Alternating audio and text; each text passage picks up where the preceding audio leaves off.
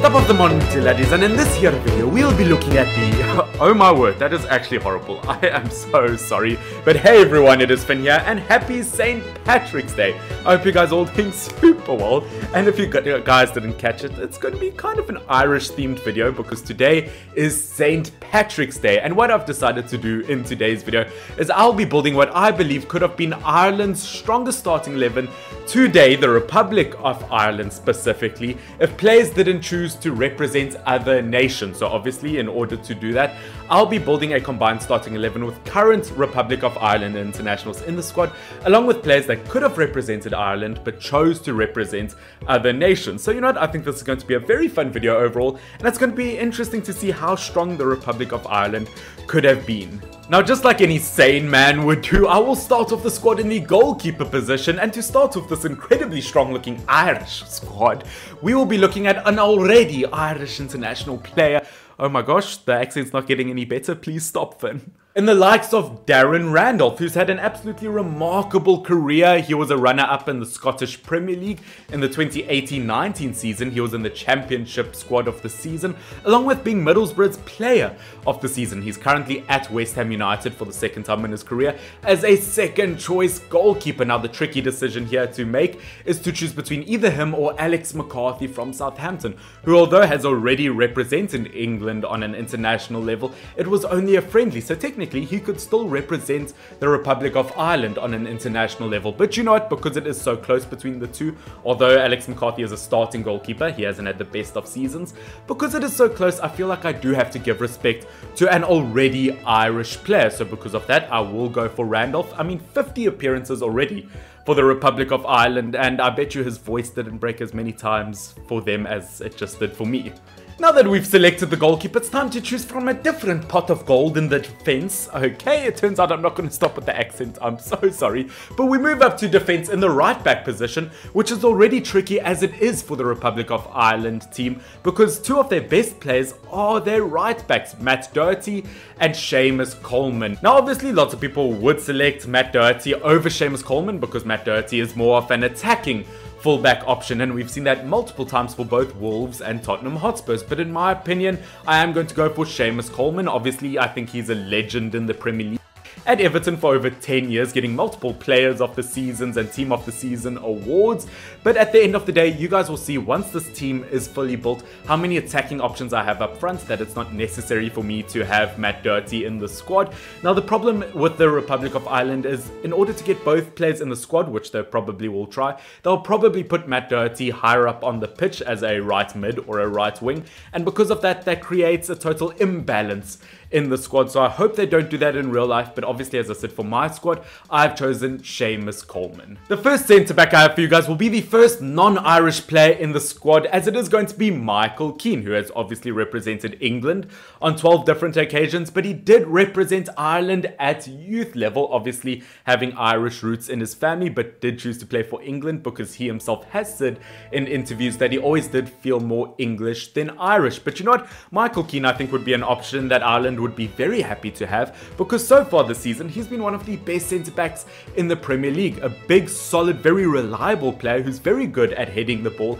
and in my opinion, going into the Euros, I feel like he is already one of England's best centre-backs, which just shows how much he has improved over the last few years. Now obviously, as I did say, this is a squad that I would build if Ireland were going to the Euros in 2021. These are the players that Ireland would bring with them based on current form, and I think Michael Keane with his current form could pretty much get into any squad.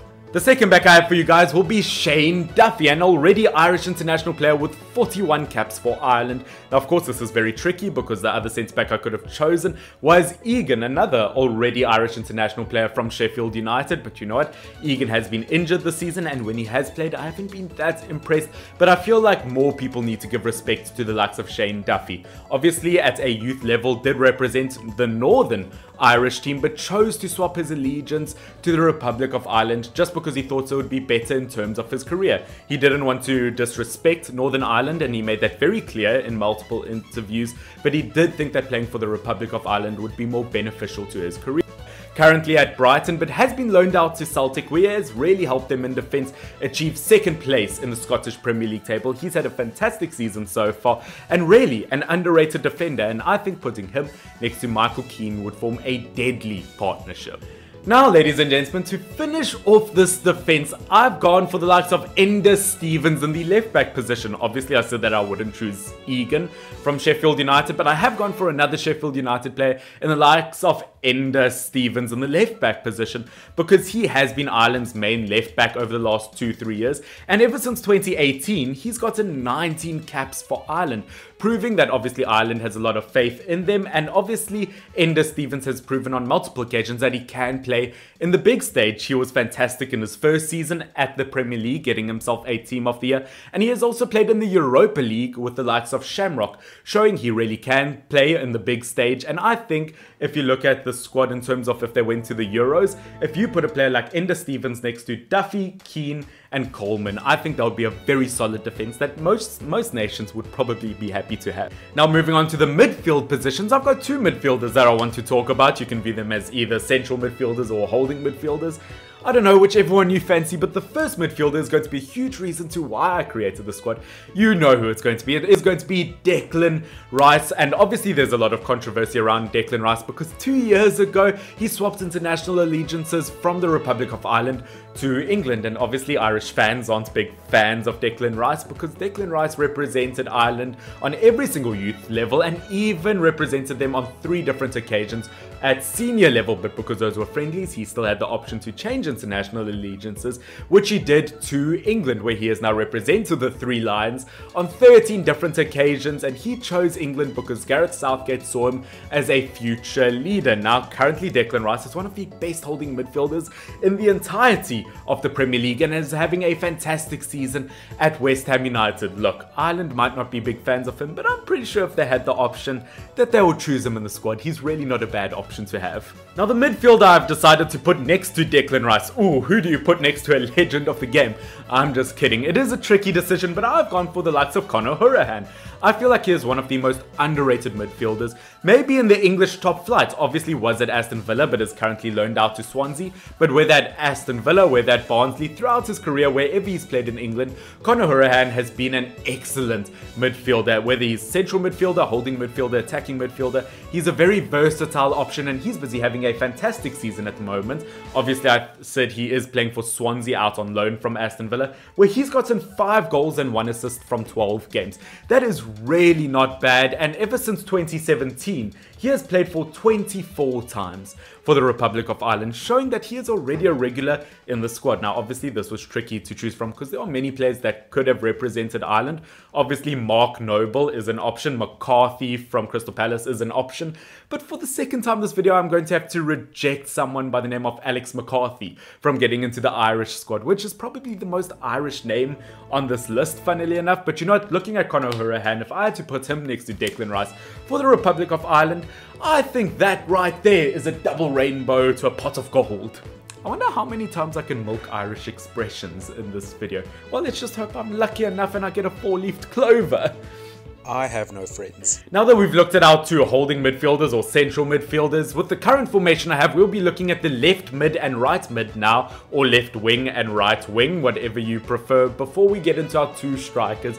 And in the left wing position, I've gone for none other than Captain Jack Sparrow, Jack Grealish himself. Obviously, I've expressed my feelings many times about Jack Grealish, that I genuinely think he's one of the best left wings in the world over the last year or 2. He's been linked to big moves to both Manchester United and Manchester City, but obviously he's been at Aston Villa since 2012, where he's really made a name for himself, and all the way up until the under-21 stage, he represented the Republic of Ireland, but now has already played for England on 5 different occasions, and has really caused a headache for Gareth Southgate because it is such a competitive position. But you know what, Jack Grealish, one of the best wingers slash attacking midfielders in the world at the moment, and is having an absolutely fantastic season with 6 goals and 10 assists for Aston Villa in the Premier League. And you really do realize the impact of a player like Jack Grealish. When he's not in the squad, Aston Villa really do drop in quality, and I think a player of that quality would really fit quite well into this Irish team. Now, from looking at our left wing to our right wing, it is going to be a player who's not a traditional left midfielder, more of an attacking midfielder, but it is going to be James Maddison. Now, I feel like a lot of people are going to say no, but wouldn't it make more sense to move Matt Doherty from right back to right wing? But as I said earlier, I feel like that creates imbalance in the squad, and I just don't feel like Matt Doherty would get the numbers that James Maddison would.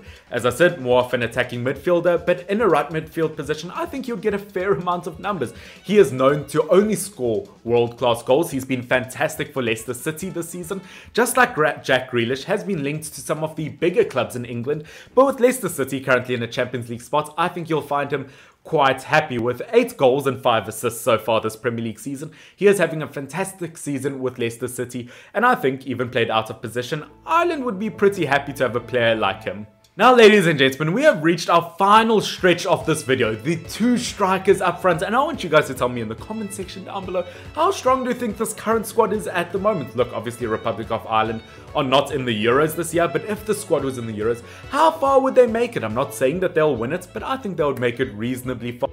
But the first player up in attack in the striker position is going to be Patrick Bamford, and believe it or not, this 27-year-old has never played for any team on an international stage, but just like James Maddison, although has never represented Ireland on a youth level, does have Irish roots and he could play for the Republic of Ireland. And Patrick Bamford is the only player in this squad who really, bar maybe Alex McCarthy, who obviously I left out of the squad, who could still represent either nations, because Patrick Bamford, the ex-Chelsea striker, bar getting 13 goals this Premier League season, has never played for either England or the Republic of Ireland. So he's still an eligible option, and I think he would really fit into the squad well. Obviously, Patrick Bamford has played throughout the entirety of England for some of the biggest squads, but obviously didn't quite make it in the Chelsea team, where currently at Leeds United, he is having a fantastic season in the Premier League, showing that he couldn't just do it in the Championship, that he can do it on the big stage. And I think if you put Patrick Bamford up front for Ireland, I mean, keep in mind, Ireland can still do this. If he puts him next to Jack Grealish and the other striker I'm about to mention, he would be deadly. Now, we have reached our final player on this list in the striker position, the striker next to Patrick Bamford, which before I get into him, I do want to name an honourable mention in the likes of Shane Long from Southampton. Although his numbers aren't incredible, I do feel like credit is, has to be given where it is due. Obviously, he has been incredible throughout his career, and especially when he has played for Ireland. But you know what? You cannot put anyone over Harry Kane. That's right, one of the best strikers in the world. Harry Kane was eligible to play for Ireland. Obviously, once again, having Irish roots in his family. I believe it was his dad who is Irish. So very close Irish roots, but currently Harry Kane, captain of the England international team. 51 appearances for the Three Lions and 32 goals. A world-class striker. Currently, I think he'll get into absolutely any team in the entire world. 16 goals and 13 assists in the Premier League. 29 goal contributions with more than 10 games left in the Premier League. Harry Kane is world-class. Harry Kane. And easily, in my opinion, after Robert Lewandowski, is probably the best striker in the world. So it's a pity he didn't choose to represent the Republic of Ireland, but currently playing for England. I think England are very happy to have a striker like him. And at the rate he is currently going, could probably end up as England's highest scoring goal scorer of all time. But ladies and gentlemen, happy St. Patrick's Day. That is my Irish squad.